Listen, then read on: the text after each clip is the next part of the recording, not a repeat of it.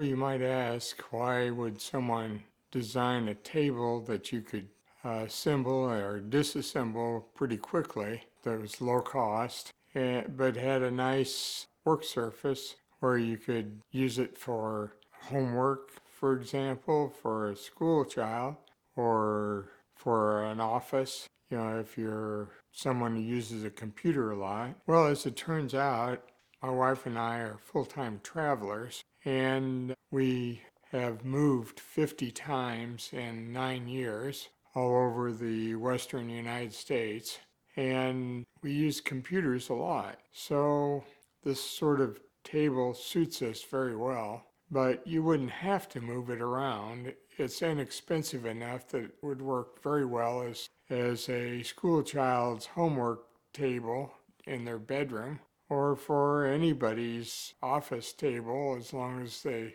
wanted a low cost and a nice work surface. So based on those specifications, I designed this table, which is very simple to assemble or disassemble and makes a good work surface and doesn't cost a lot of money. This is a list of materials, and if you look near the bottom, it shows that the total for the materials is roughly $100, which is not a lot of money. Probably the most expensive thing you'll have to buy is if you want a good chair.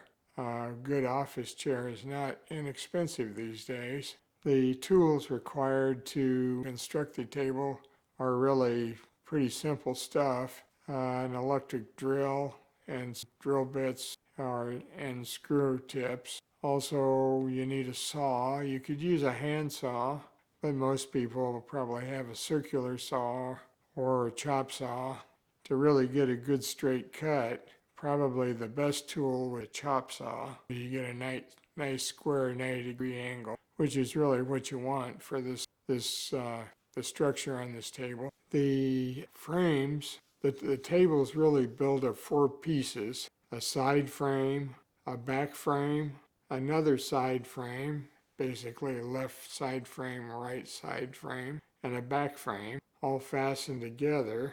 The parts of the left frame, for example, are simply 4 screws, 2 in each junction of the 2x4s, 2 in the top on each end and 2 in the bottom on each end. Same thing for the right side, which would be a basic mirror image.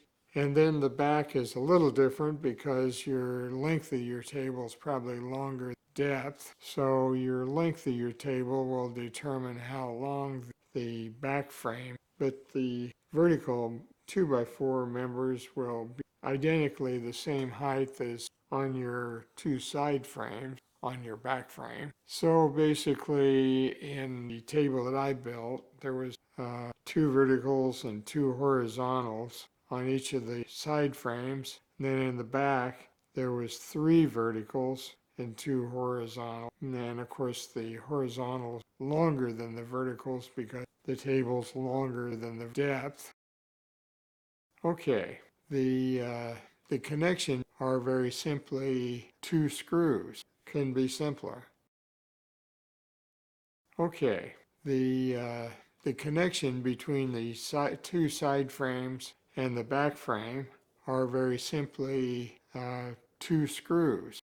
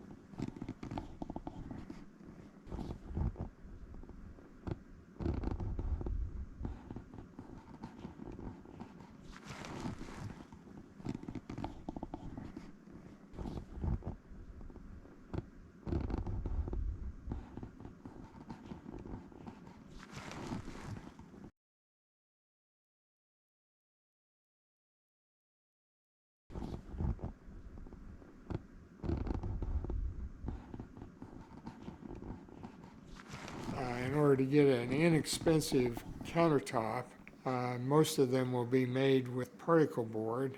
But if you're running screws into it, you know, back and forth lots of times, that particle board isn't too good. So what I did was I made a bunch of little shim boards, you know, about 5 inches by 5 inches, and I spaced them everywhere that I wanted to fasten the countertop to one of the frame surfaces.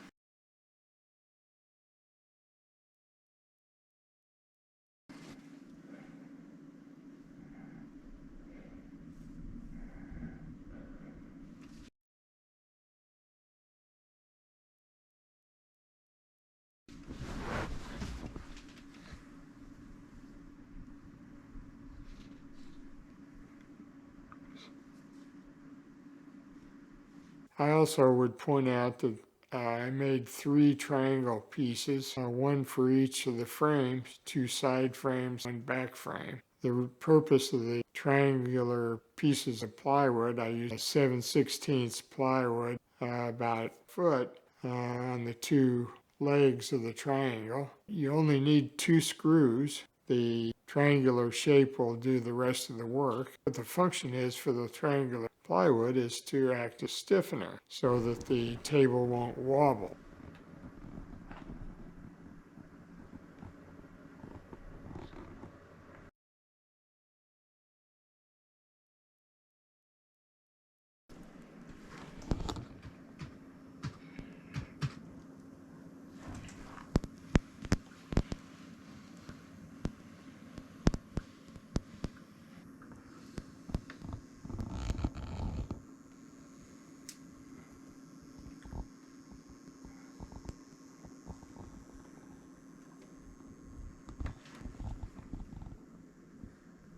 Anyway, this is fairly inexpensive.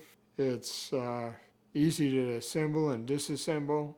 It's very compact when it's disassembled, and it works very well as a work table. So anyway, that's all I got on this video, and wish you well.